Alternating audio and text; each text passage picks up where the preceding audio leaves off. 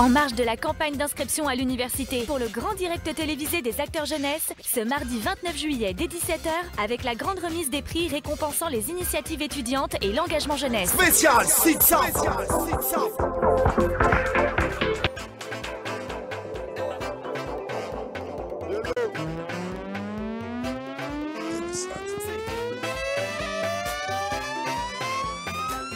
Et donc, allez, on fait durer un peu le suspense. On va présenter les invités de ce plateau. On a notamment Bensley qui nous rejoint.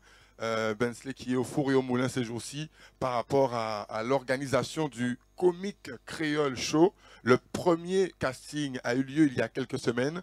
Bientôt, il y en a un autre. Est-ce que tu peux nous en dire un petit peu plus? Je vois que tu es concentré, tu es vraiment à fond. Pour ceux qui souhaitent participer à cette formidable opération, je rappelle, hein, Comic Creole Show, que doivent-ils faire exactement? Bonsoir à tous. En fait, pour participer au Comic Creole Show, il faut s'inscrire sur Internet. On a une page Facebook qui s'appelle Comic Creole Show, s'inscrire, avoir 18 ans minimum pour faire partir de l'aventure. Le 19 juillet, on a eu le premier casting et on ne savait pas trop ce qu'on allait avoir comme comique, sachant que c'était le premier casting. On était surpris, on avait des jeunes de talent. Et là, normalement, le 23 août, on a le deuxième casting. Voilà, donc c'est très intéressant et je pense que c'est aussi pour ça que nous organisons ces séminaires. C'est bien que tu sois présent, Bensley, parce que Yanis nous parlera tout à l'heure des Lumina qui ont été organisés en Martinique, qui était tout un système de récompense qui a été organisé pour de jeunes talents martiniquais et ils ont été bluffés par le résultat et c'est tout ce que j'espère aussi pour le Comic Creole Show. Mais concrètement, Bensley, quelle est la suite? Qu'est-ce qu'on attend du Comic Creole Show? On va dire que l'idée émane de ce qu'on a vu en France. On n'a rien créé, on a juste reproduit ce qui se passe en France à l'échelle guadeloupéenne. Ce qui veut dire que Jamel Comedy Club, grâce à lui, il y a pas mal de jeunes qui mangent. Et quand des jeunes mangent, c'est une famille qui mange et c'est plein d'amis qui mangent. Thomas Njijol, il vient d'où? Du Jamel Comedy Club.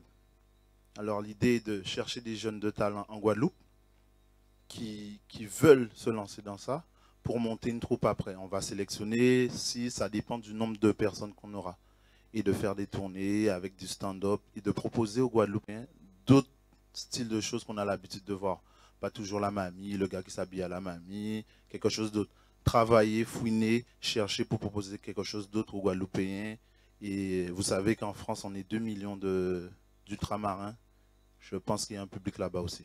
C'est vrai, et je pense que cette idée aussi de mixité, de cohésion caribéenne, on a déjà pu l'observer avec d'autres parents. On a vu JP Show par exemple qui avait mis en place un système, on est tous nés dedans, hein. Je ne sais pas si vous vous souvenez, qui peut me donner des artistes comme Jean-Yves Rupert, je crois qu'il est martiniquais. Oui, Jean-Yves Rupert. Et il y a eu des Guadeloupéens aussi, il y a eu Viviane émigrée aussi de la Guyane. C'est vrai que... Oui. Martinique Ah oui, Bostique. Oui, excuse-moi de te couper. On est ici de la Guadeloupe, ça part de la Guadeloupe.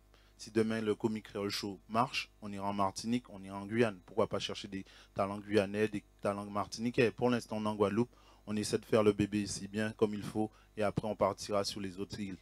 Mais pour l'instant, on le fait à la maison et s'il le faut, on va aller chercher des talents. On n'est pas fermé en fait. Tout à fait, c'est tout à fait ce que je disais, Nicolas. L'esprit de ce dispositif, le dispositif FFE, c'est pouvoir fédérer l'action, l'initiative des jeunes et pouvoir leur permettre de voir plus loin, à toucher de nouveaux horizons et pourquoi pas sensibiliser des partenaires institutionnels à cette action pour qu'ils puissent être accompagnés. Je veux dire que déjà que Cap Excellence nous suit. Si Cap Excellence nous suit, c'est la mairie des Abîmes et on remercie. Il y a Cap Excellence, il y a aussi un artisan qui s'appelle Kinelji. Il nous a offert le décor. Il y a aussi le Petit Jardin à Pointe-à-Pitre qui nous suit, qui nous met son restaurant à disposition pour faire nos manifestations. Le problème ici, on a trop l'habitude de dire les jeunes ne font pas. Beaucoup de gens jugent les jeunes par rapport à leurs vêtements et regardent l'habit ne fait pas le moine. On a plein de jeunes qui font pas mal de trucs dans ce pays. Il faut les aider, c'est tout en fait. Des jeunes dans la musique comme Edson, d'autres qui sont peut-être dans tout ce qui est dans les films. Il faut aider les jeunes parce qu'on a trop tendance à dire Guadeloupe, et tous nos jeunes partent en France. Qui dit que nos jeunes partent en France, c'est fuite de cerveau. Et vous étonnez pas qu'il y a des braquages dans les rues. Alors, c'est vrai, Nicolas. Effectivement, l'habit ne fait pas le moine. l'habit ne fait pas le moine et je crois que le prochain invité du plateau, là il a mis le 32, le 33, le 34, il est plus sur le 31 là.